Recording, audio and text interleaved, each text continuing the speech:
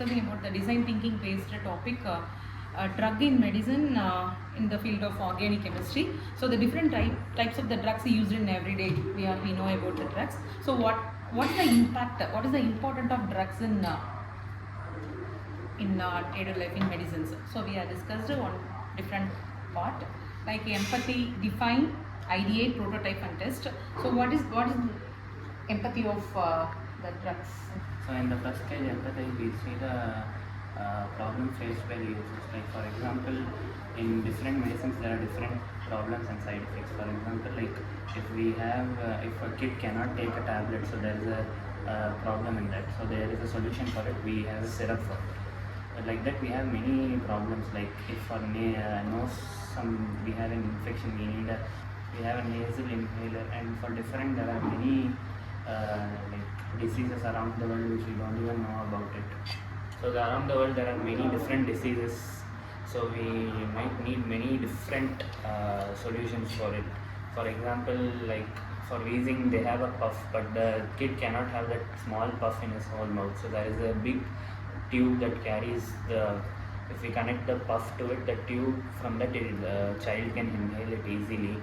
And there are many different ways to insert medicines within the body. Like if a person cannot take medicine, syrup, anything, there are some other ways which are taken down in hospitals while the patient is admitted. So in empathize states, we have to find the problems of the user, what they are facing, to take the medicine and develop the medicines by the users as well. In the defense stage, the exact medical problem is identified clearly. Scientists define questions such as what disease should be treated, what caused the disease, what type of drug is given, what side effects should be avoided. For example, bacterial infection requires antibiotics while fever requires antipyretic medicines. Scientists also study why some medicines fail and cause harmful reactions. By defining the problem properly, the paramedical researchers can develop medicines that targeted diseases more effectively and safely. The third stage is ideate, where researchers think of developing medicines. Researchers think of developing medicines from natural resources such as plants and herbs and microorganisms that can be made easily. Scientists think of designing medicines with fewer side effects, low cost production, with faster production rate. For example, antibiotics are discovered from microorganisms. With pain relief medicines, this stage encourages creativity and innovation in organic chemistry and pharmaceutical science. And the fourth stage is prototype stage. So in this stage, we are going to see about how the scientists develop the medicines in laboratories. So they make the medicines like in capsules, syrups, and injections in form. So developing prototype is not a cup of tea.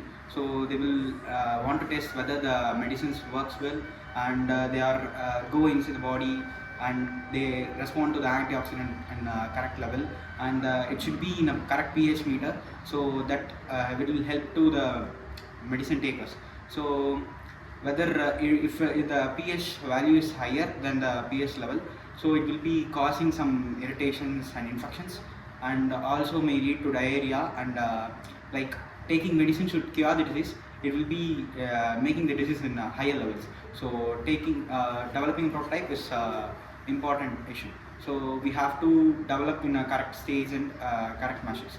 So like whether it works well, whether it is safe to take, and whether it is stable, stays stable in the victim's body, and the correct dosage. To take the medicine in a correct dosage, we should consult a doctor and to take the medicines. So buying in pharmacies, whether knowing it, whether it will be curing the disease, it should be in a correct level. So taking medicine and developing a prototype in medical fields are a little bit difficult. And for the conclusion of this topic, the final stage is that testing. Here the medicines are tested on a large scale before they are released to be on the market. Doctors and researchers monitor whether the medicines successfully treat the diseases and whether patients experience any side effects with the medicines. Feedbacks from the patients and hospitals helps improve the future of the patients and the medicines. And organic chemistry has helped develop the like life-saving drugs for diseases such as infections, diabetes, cancer, and heart problems. And like medicines also improve the human's health and increase the efficiency and expectancy of the humans. And to conclude, like the design thinking process, it helps the scientist create safer, more effective, and affordable medicines. It also combines the creativity and research and problem solving to improve the healthcare and save lives of the people. One. Okay, the finally in main organic chemistry is the major the backbone of the chemistry, because in organic chemistry we know about the function and different types of functionality is using, like phenyl group and ethane amide group, like that.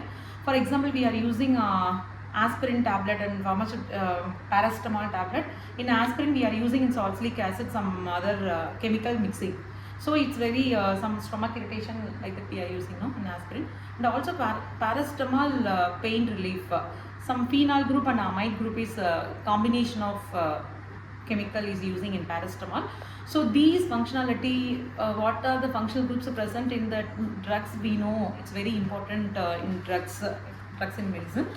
And also the shape, the 3D shape and the chirality, and what type of the structure, is it pain relief, or how to the drugs will be bind into the DNA. It's these all things are important. So it's organic chemistry is the main backbone for drug. Without organic chemistry, the pharmacology won't exist in everyday life. Thank you.